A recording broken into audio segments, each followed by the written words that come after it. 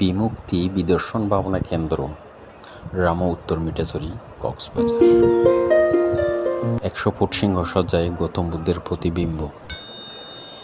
এটি করেছেন বিহার অধ্যক্ষ করুণাশ্রী মহাতেরো মহোদয়।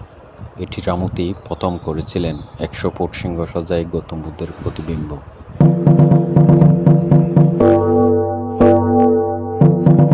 সিঁড়ির দুই পাশে বুদ্ধের প্রতিবিম্ব। এটি বৌদ্ধদের হলেও সবার জন্য উন্মুক্ত। এখানে দেশ বিদেশ থেকে অনেক পর্যটকের আগমন হয়। বিহারের চারপাশে প্রকৃতির সৌন্দর্য উপভোগ করা যায়।